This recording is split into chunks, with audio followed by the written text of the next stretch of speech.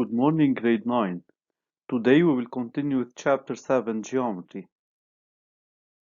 Please open your books on page 39 in order to solve number 15.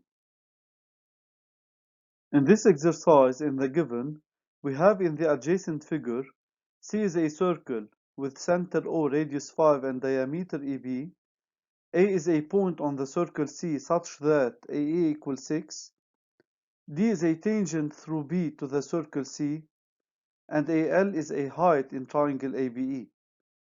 In part 1, we have to copy the figure that will be completed in the remaining parts of the problem. In part 2a, we have to calculate AB. ABE is a right triangle at A since it is inscribed in a semicircle of diameter BE. Then we can deduce from the Pythagorean theorem that BE squared equal AB squared plus AE squared. We have BE equal 10 since it is a diameter, and AE equals 6. Then 10 squared equal AB squared plus 6 squared. Then AB squared equal 10 squared minus 6 squared equals 64. Therefore, AB equal radical 64 equal 8. In part B, we have to verify that sine AEB equal 4 over 5. In triangle ABE, which is right at A, we have sine AEB, which is equal to the opposite side over the hypotenuse. We have sine AEB equal AB over BE equal 8 over 10. Then sine AEB equal 4 over 5.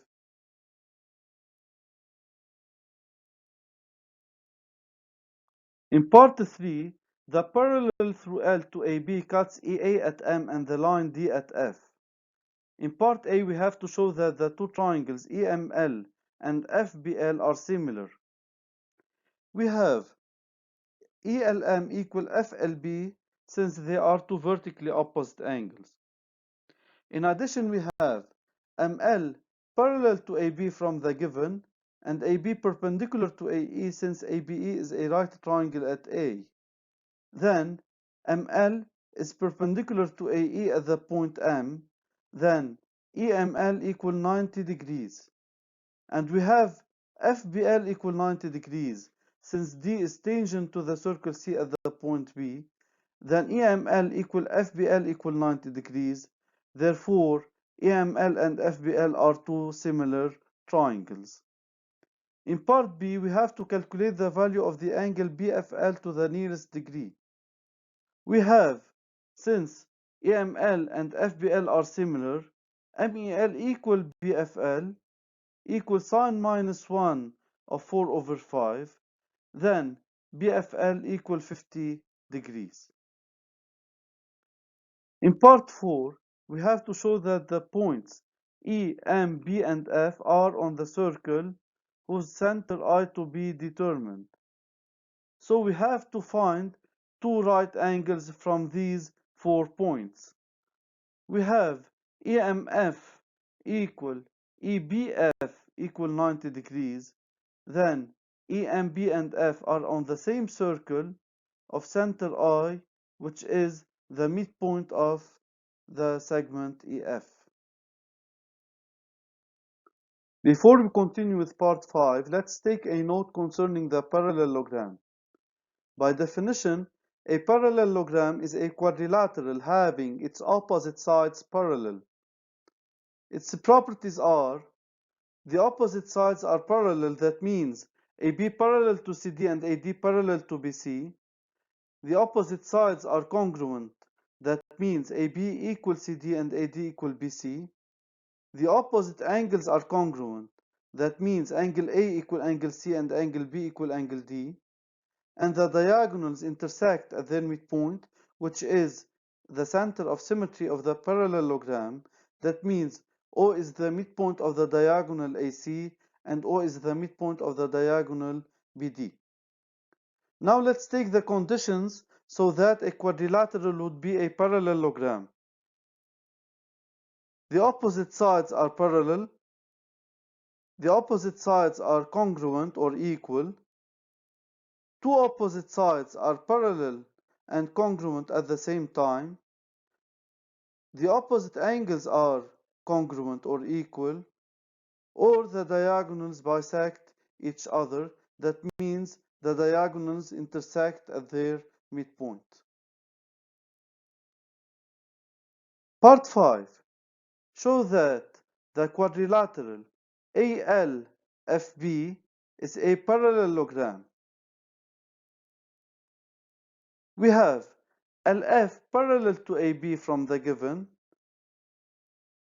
and AL perpendicular to BL from the given, and BF perpendicular to BL from the given, since D is a tangent to the circle C at the point B from the given. Then AL is parallel to BF, since we have two lines that are perpendicular to the same third line, then they are parallel. So, in the quadrilateral ALFB, we have the opposite sides parallel. That means ALFB is a parallelogram.